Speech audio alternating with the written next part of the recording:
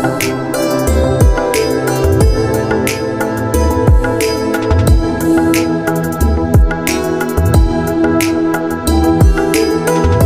राधे दोस्तों, आपका हमारे चैनल गुड वाइब्स पर स्वागत है। आज हम गीता सार के माध्यम से आध्यात्मिक ज्ञान को समझने का यात्रा पर निकलने वाले हैं। गीता भगवान श्री कृष्ण द्वारा अर्जुन को दी गई महान उपदेशों का संग्रह है। इस वीडियो में हम सारांशिक रूप से गीता के मूल तत्वों पर व्याख्या करेंगे ताकि आप इस आध्यात्मिक ग्रंथ के अमूल्य संदेशों को सहज और सरल भाषा में समझ सकें। चलिए शुरू करते हैं। श्रीमद् भागवत गीता में भगवान श्री कृष्ण के उपदेशों का वर्णन है। भगवान श्री कृष्ण ने अर्जुन के माध्यम से संसार को गीता का उपदेश दिया था। कृष्ण ने अर्जुन को गीता का पाठ तब पढ़ाया था जब उनके कदम महाभारत युद्ध की युद्ध भूमि में डगमगाने लगे थे। श्री कृष्ण के उपदेशों को सुनकर अर्जुन अपने लक्ष्य को पूरा करने की ओर अग्रसर हुए। कहा जाता है कि गीता में जीवन की हर एक परेशानी का हल मिल जाता है। गीता के उपदेश कर्म करने और जीवन में आगे बढ़ते रहने की प्रेरणा देते हैं। ऐसे में किसी भी परेशानी का हल पाने और जीवन में सफलता पाने के लिए गीता की कुछ बातों का ध्यान रखना चाहिए। कहा जाता है कि जो भी व्यक्ति गीता की इन बातों का जीवन में अनुसरण कर लेता है वह हर काम में विजय हासिल कर सकता है। आइए जानते हैं गीता के अनमोल उपदेशों के बारे में। पहला, फल की इच्छा छोड़ कर्म पर ध्यान देना चाहिए। गीता में श्री कृष्ण ने कहा है कि मनुष्य को फल की इच्छा छोड़कर कर्म पर ध्यान देना चाहिए। मनुष्य जैसा कर्म करता है उसे फल भी उसी के अनुरूप मिलता है, इसलिए व्यक्ति को अच्छे कर्म करते रहना चाहिए। अगला, स्वयं का आकलन। श्री कृष्ण के अनुसार व्यक्ति को खुद से बेहतर कोई नहीं जान सकता, इसलिए स्वयं का आकलन करना बेहद जरूरी है। गीता में कहा गया है कि जो व्यक्ति अपने गुणों और कमियों को जान लेता है वह अपने व्यक्तित्व का निर्माण करके हर काम में सफलता प्राप्त कर सकता है। अगला, मन पर नियंत्रण। हमारा मन ही हमारे दुखों का कारण होता है। ऐसे में श्री कृष्ण ने गीता में कहा है कि जिस व्यक्ति ने अपने मन पर काबू पा लिया वह मन में पैदा होने वाली बेकार की चिंताओं और इच्छाओं से भी दूर रहता है। साथ ही व्यक्ति अपने लक्ष्य को भी आसानी से प्राप्त कर लेता है। अगला, क्रोध पर काबू रखें। क्रोध में व्यक्ति नियंत्रण खो बैठता है और आवेश में आकर गलत कार्य कर देता है। यहां तक कि कभी कभी गुस्से में व्यक्ति खुद का अहित कर बैठता है। गीता में श्री कृष्ण ने बताया है कि क्रोध को खुद पर हावी नहीं होने देना चाहिए। यदि गुस्सा आए तो स्वयं को शांत रखने का प्रयास करें। अगला, स्पष्ट नजरिया। गीता के अनुसार व्यक्ति को संदेह या संशय का स्थिति में नहीं रहना चाहिए। जो लोग संशय का स्थिति में रहते हैं उनका भला नहीं हो सकता है। जीवन में स्पष्ट नजरिया होना चाहिए। श्री कृष्ण के अनुसार परमात्मा कभी किसी का भाग्य नहीं लिखते हैं। जीवन के हर एक कदम पर हमारी सोच, हमारा व्यवहार और हमारे द्वारा किए गए कर्म ही हमारा भाग्य लिखते हैं। गीता में भगवान श्री कृष्ण ने कहा है कि परिस्थितियां चाहे कितनी भी खराब हों वो हमेशा एक जैसी नहीं रहती हैं, वो बदलती रहती हैं। इसलिए मनुष्य को दुख की घड़ी में हिम्मत नहीं हारनी चाहिए। गीता में श्री कृष्ण ने अर्जुन से कहा है कि जिंदगी में दो व्यक्ति जीवन को नई दिशा दे जाते हैं, एक वो जो मौका देता है और दूसरा वो जो धोखा देता है। श्रीमद् भागवत गीता के अनुसार ईश्वर कभी भी किसी व्यक्ति के साथ नाइंसाफी नहीं करता है। वो व्यक्ति को केवल वही देता है जिसके वो लायक है। श्रीमद् भागवत गीता के अनुसार जब भी हिम्मत टूटे तो एक बात हमेशा याद रखना, चाहे कोई आपके साथ हो या ना हो, पर ईश्वर आपके साथ है और हमेशा साथ रहेंगे। श्री कृष्ण कहते हैं, जिंदगी में सदैव अवसरों का आनंद लेना चाहिए, लेकिन किसी के भरोसे को तोड़कर नहीं।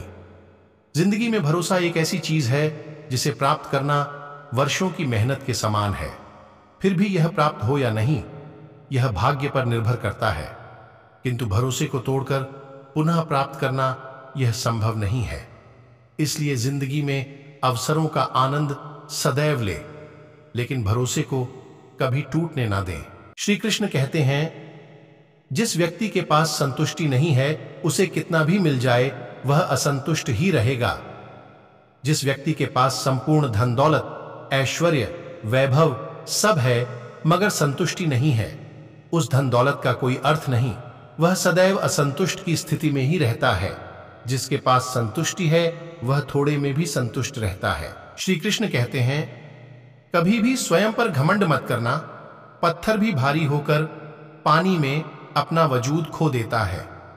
जो व्यक्ति अपने अहंकार से भारी हो जाता है, जिसमें अभिमान भर जाता है, वह उस पत्थर की भांति होता है जो भारी होने के बावजूद भी नदी की धारा में डूबकर अपना अस्तित्व खो देता है। श्री कृष्ण कहते हैं, किसी जीव को कष्ट देकर तुम मुझे खुश कैसे देख सकते हो। श्री कृष्ण जगत के स्वामी हैं, वह कण कण में निवास करते हैं। छोटे से छोटे जीव के हृदय में ईश्वर का वास होता है। उस जीव को कष्ट का अनुभव होना ईश्वर को कष्ट का अनुभव कराता है।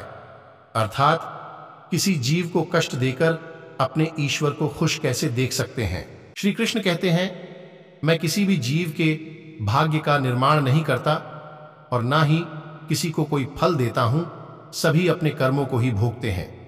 जिस प्रकार कपड़े फटने या पुराने होने पर लोग उसका त्याग कर देते हैं और नए वस्त्र धारण करते हैं, ठीक उसी प्रकार आत्मा भी पुराने शरीर को छोड़कर नए शरीर धारण करती है। यही प्रकृति का जीवन चक्र है जो लगातार चलता रहता है। श्री कृष्ण कहते हैं, वह जो सभी इच्छाएं त्याग देता है, मैं और मेरा की लालसा तथा भावना से मुक्त हो जाता है, उसे शांति प्राप्त होती है।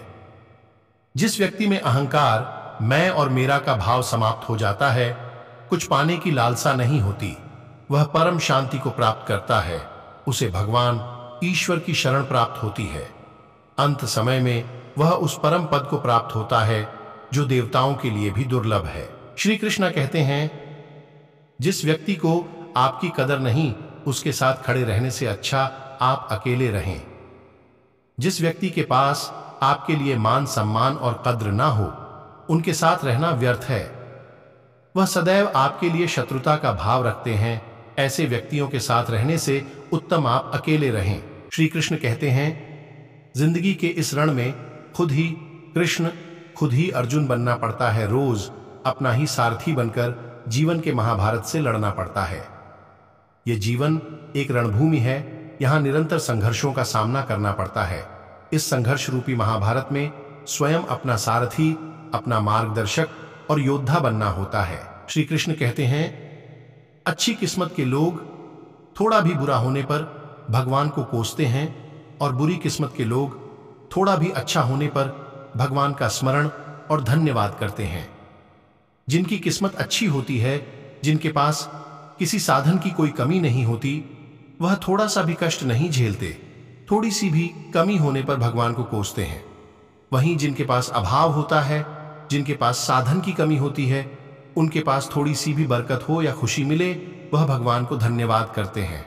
श्री कृष्ण कहते हैं, मुख से माफ करने में किसी को वक्त नहीं लगता, पर दिल से माफ करने में सारी उम्र बीत जाती है।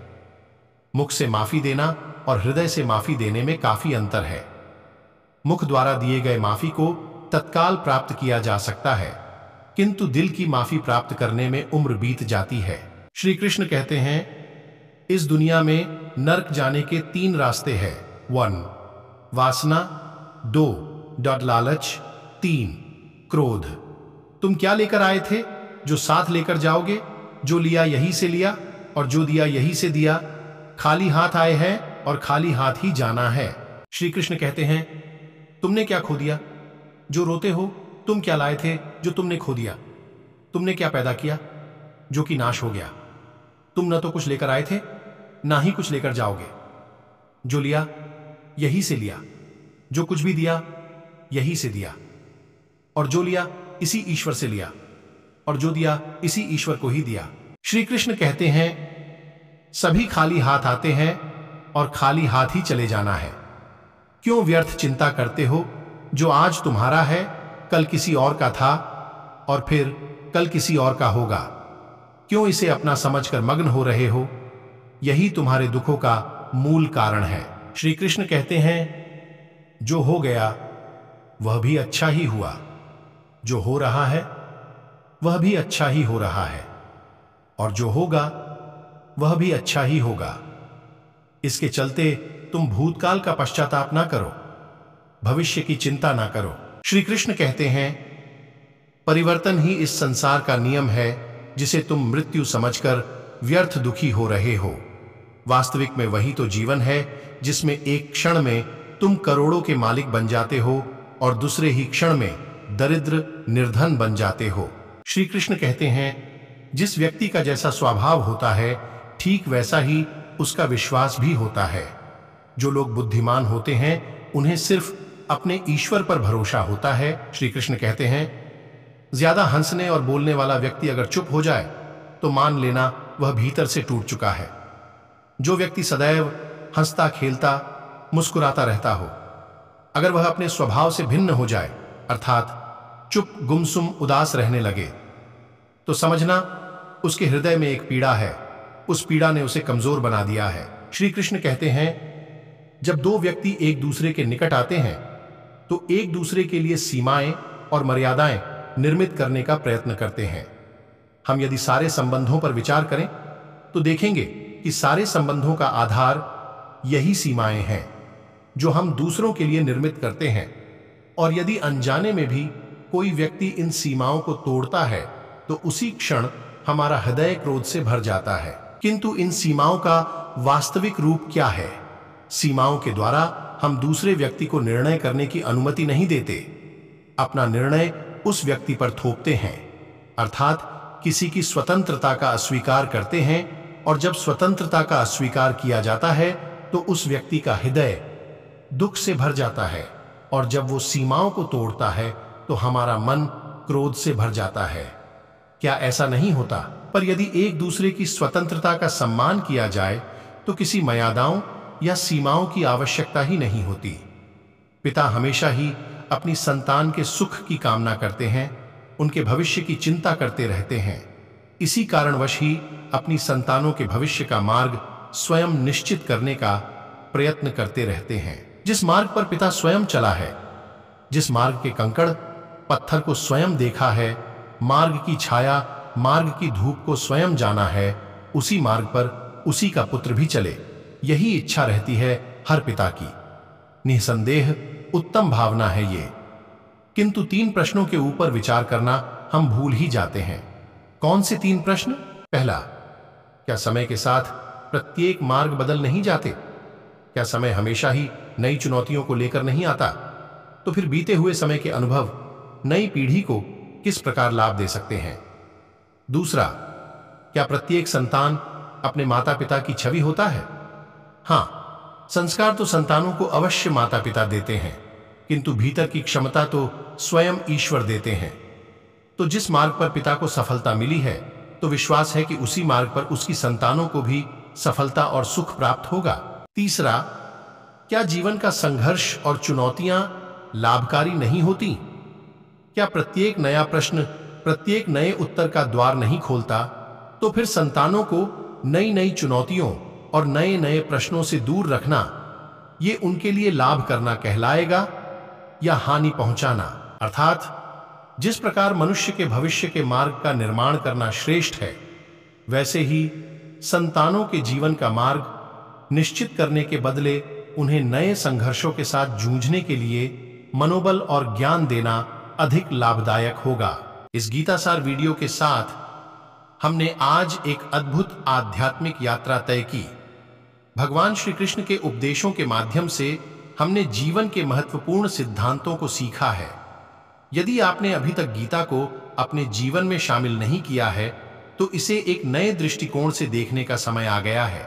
आप सभी से यह निवेदन है कि इस यात्रा को अपने दोस्तों और परिवार के साथ साझा करें ताकि हम सभी मिलकर एक आत्म जागरूक समृद्धि की दिशा में कदम बढ़ा सकें। धन्यवाद। और आपका साथ होना हमारे लिए बहुत मूल्यवान है। अगर आपको यह वीडियो अच्छी लगी हो तो वीडियो को लाइक करें, शेयर करें और हमारे चैनल को सब्सक्राइब करें और बेल आइकन को प्रेस करें ताकि हमारी आने वाली वीडियो के नोटिफिकेशन आपको सबसे पहले मिले। राधे राधे।